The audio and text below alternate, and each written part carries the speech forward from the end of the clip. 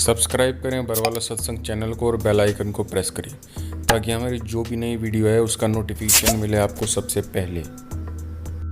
परम पिता परमात्मा पूर्ण ब्रह्म सारी सृष्टि के रचनहार कबीर परमेश्वर जी की असीम रजा से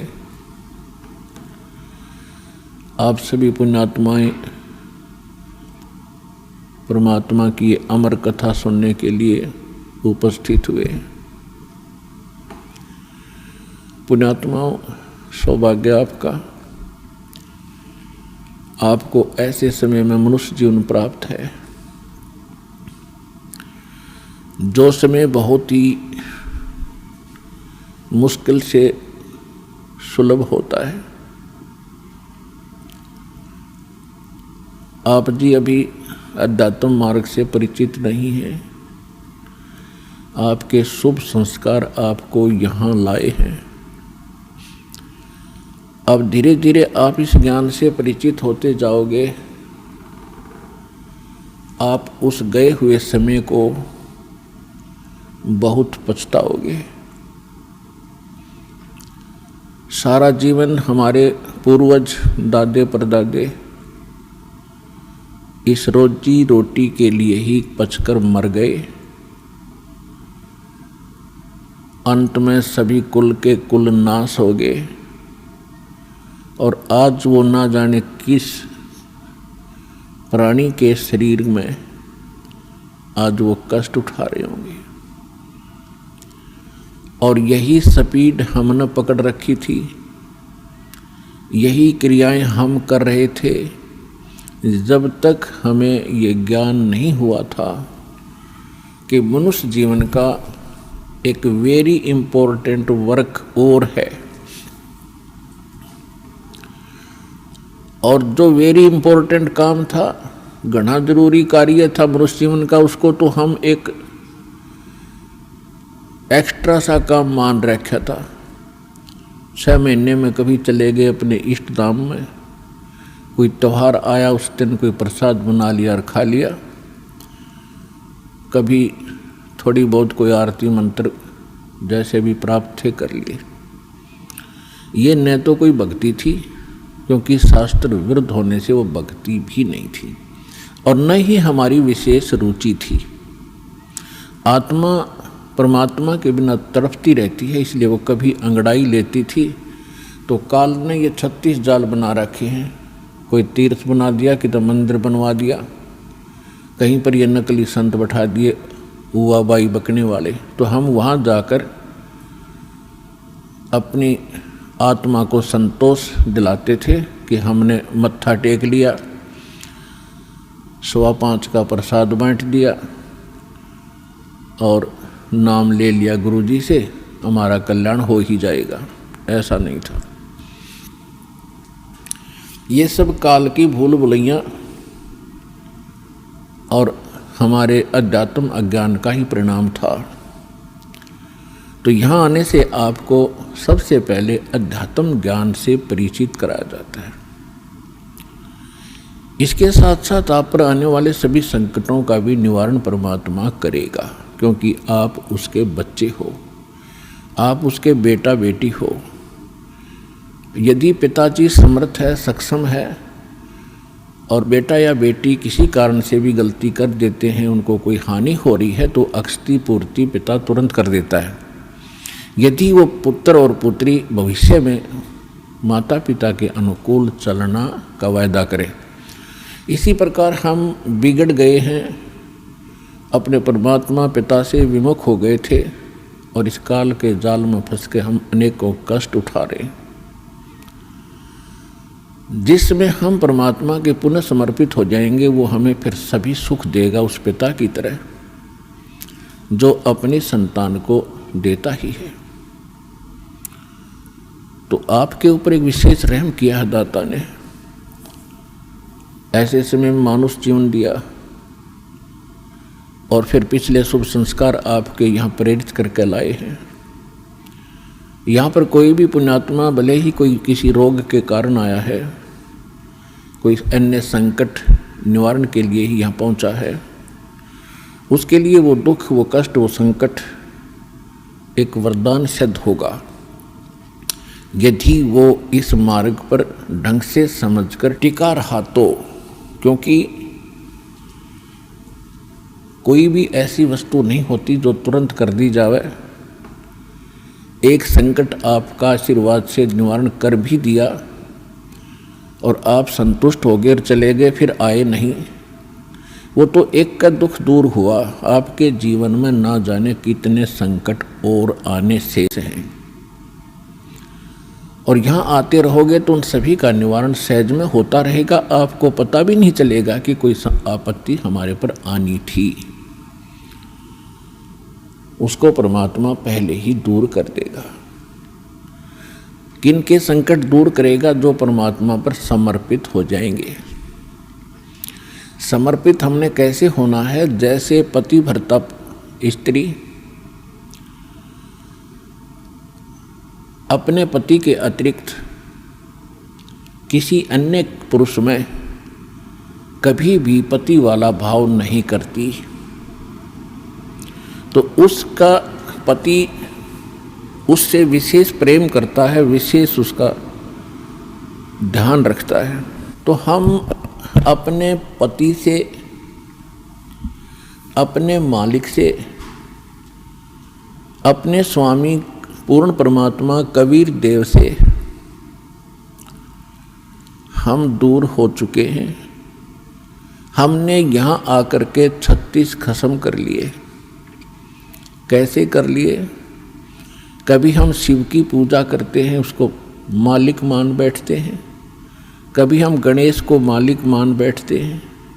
कभी हम विष्णु जी को, कभी हम अन्य देवी देवताओं या गांव के किसी भैरव भूत बेतालों को। और ये ऐसे सक्षम नहीं हैं जो हमें कुछ सुख दे सके। ये ना हमें दुख दे सकते, ना ये हमें सुख दे सकते, क्योंकि ये केवल हमें किया कर्म ही देते हैं। और पूर्ण परमात्मा सत्य पुरुष कबीर देव, कबीर साहिब, ये हमारे सभी संकटों का निवारण करते हैं। ये सक्षम हैं। हमारे जीवन में आने वाले यानी प्रारब्ध में, किस्मत में किसी भी प्रकार का कोई संकट है, उसका ये निवारण सहज में कर देते हैं। ये कब करते हैं? जब हमारी आस्था 100% कबीर परमेश्वर में हो जाएगी और अन्य किसी भी देव से हम कोई भी वस्तु की डिमांड स्वप्न में भी नहीं करेंगे। किसी भी प्रकार का कोई संकट है तो अपने परमात्मा कबीर जी से ही हम अर्जी लगाएंगे हृदय से। कुछ समय के बाद आपका स्वभाव बन जाएगा इस ज्ञान और समाधान और इस भक्ति के कारण कि आप पर कुछ भी आपत्ति आवेगी, आप केवल हे बंदी छोड़, हे परमपिता परमात्मा कबीर साहिब, आपके मुख से यही निकलेगा। तो उस समय परमात्मा आपके साथ हो लिया। फिर उस आत्मा के जीवन सफर में कोई भी संकट, सफर के अंदर कांटे होते हैं रास्ते में, तो हमारे जीवन सफर में कोई भी कर्म, पाप कर्म रूपी कांटा होगा तो वो परमात्मा ऐसे बुहार देगा जैसे पतिव्रता जमी पर जो जो धर है पाँव, समर्थ झाड़ू देत है ना काटा लग जावे। उस समर्थ को भूल कर हम परमात्मा से दूर होकर संसारिक लोगों से, संसारिक इन अधिकारियों से और इस 3 लोक के भगवान देवों से हम इनसे अपना संकट निवारण की इच्छा करते रहे। ये हमारी अध्यात्म ज्ञान की जो कमी थी, त्रुटि थी। और जब हम परमात्मा से ही सब कुछ डिमांड करेंगे, इनके ऊपर समर्पित हो जाएंगे, तो परमात्मा कहते हैं जिस समय आप गर्भ के अंदर थे उस समय आपके साथ कौन था? ना माँ थी ना पिता था। ना कोई अन्य सगा संबंधी था, अकेले आप और परमात्मा, बीच में कोई नहीं था। उस समय आप सीधी पुकार कर रहे थे, हे परमात्मा मुझे इस नरक से निकाल दे। माँ के गर्भ में बहुत पीड़ा होती है। उस पीड़ा को हम बाहर आने से भूल जाते हैं, क्योंकि त्रिगुणमयी माया, इन तीनों गुणों के प्रभाव से हम बहुत ज़्यादा प्रभावित होकर के अचेत हो जाते हैं। वो पिछली सब शुद्ध बुद्ध समाप्त हो जाती है। और परमात्मा आप कितना साथी है कि अंदर माँ के पेट में आपको उसने पाला। माँ के गर्भ से बाहर आने से पहले आपकी कैसी व्यवस्था कर दी, वो कितना चिंता करता है आपकी। दांत नहीं थे तो माँ के स्तन में दूध भेज दिया, और उससे पहले एक टोपा दूध नहीं था माँ के स्तन में।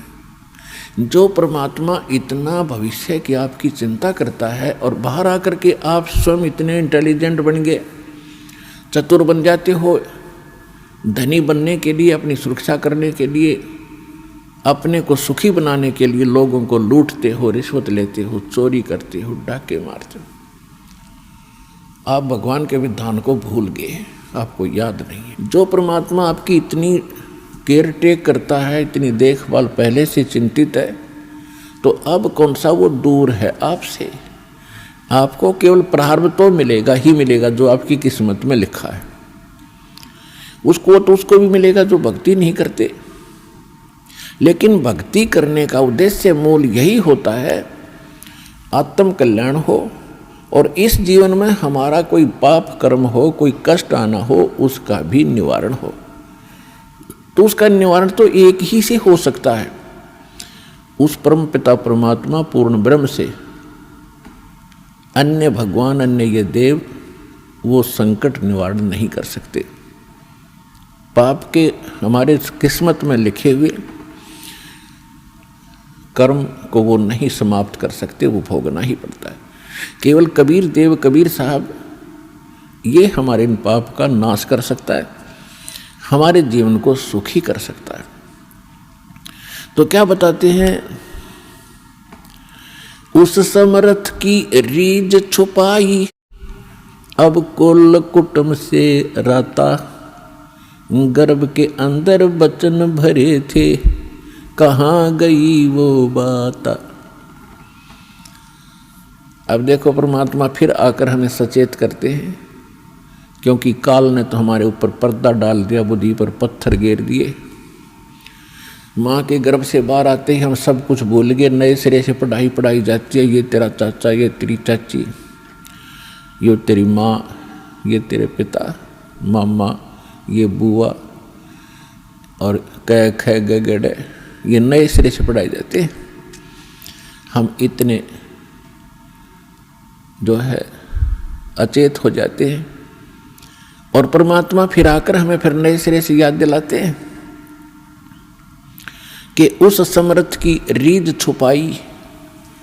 उस समर्थ ने आपके ऊपर प्रसन्न होकर के आपकी प्रार्थना सुनी। रीझ माने खुश होकर के आप पर जो रहम किया, वो रीझ आपके ऊपर प्रसन्न हुए।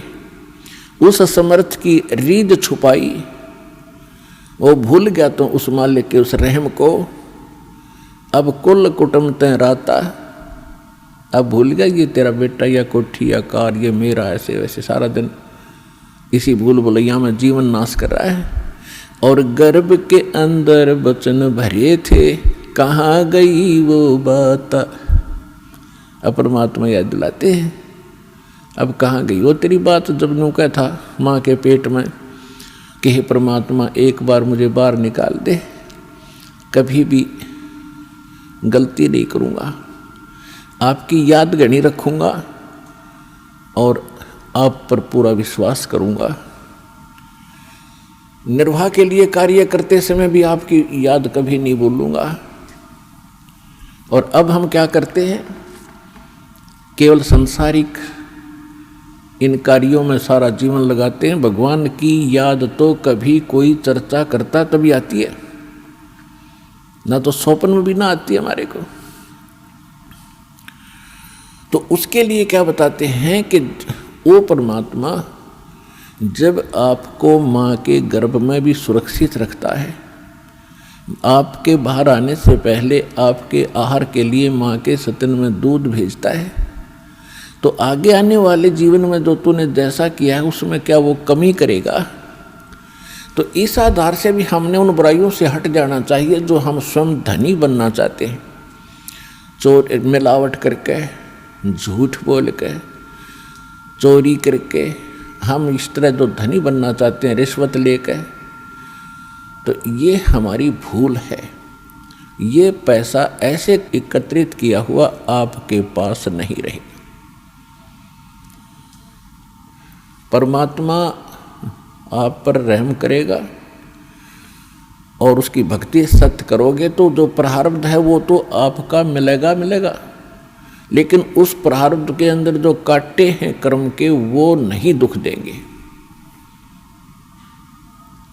और फिर प्रारब्ध से अधिक भी देगा, क्योंकि परमात्मा के पास वो समर्थ है, उनके पास एक वीटो पावर है, वो केवल कबीर साहब के पास है। जैसी आपकी श्रद्धा और लगन देखेगा, विश्वास और दृढ़ता देखेंगे, तो आपको किस्मत से अधिक भी देंगे, अच्छा भी देंगे, और आपके पाप रूपी कर्मों के कांटों को भी वो पहले ही निकाल देंगे।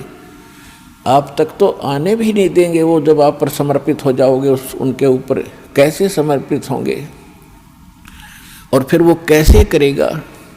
जो पति भरता पति से राती, आन पुरुष नहीं भावे, बस पीहर में सुरत प्रीतम में, ऐसे ध्यान लगावे। कि जैसे पतिव्रता अपने पति से ही लीन रहती है, आन पुरुष अन्य पुरुष नहीं भावे, उसके मन में स्वप्न में भी नहीं आता अन्य पुरुष के प्रति कोई भी कुविचार। और यदि वो लड़की अपने माँ के चली जाती है तो भी अपने पति की सुध वो मुख से नहीं बोलती, लेकिन अंदर से वो नहीं भूल पाती। ऐसे ही आप उस परम पिता पर आश्रित हो जाओगे। कहीं पर भी आप काम कर रहे होगे, किसी भी फील्ड में, चाहे दुकान, मजदूरी, किसानी या नौकरी, तो आप उसी लड़की की तरह उस पर अपने पति यानी कबीर भगवान को, परमात्मा को, उस मंत्रों को, उनके रहम को आप कभी भूल नहीं पाओगे। तो उस समय आपका नाता उस परम पिता से जुड़ चुका है। यदि आप पल पल पर भूल जाते हो, याद नहीं रहती है भगवान की मेहर, तो अभी आपकी समर्पण भाव में कोई कमी है, जिस कारण से भगवान ने आपको दृढ़ता से नहीं पकड़ा है। तो जब आपको परमात्मा दृढ़ता से कैच कर लेगा, आपकी सच्चा समर्पित भाव देख लेंगे, वो तो अंतर्यामी है। तो उस समय कहा है कि जैसे पतिव्रता जमीन पर और जो जो धर है पाँव जितने कदम रखती है, समर्थ झाड़ू देत है ना कांटा लग जाए। इतना दयालु है ये कबीर भगवान। आपके जीवन रूपी सफर में आपके कदम रखने से पहले आपके वो पाप रूपी कांटों को बुहार देगा, झाड़ू दे देगा आपके रास्ते में, कि कहीं मेरी प्यारी आत्मा को ये कांटा ना लग जाए।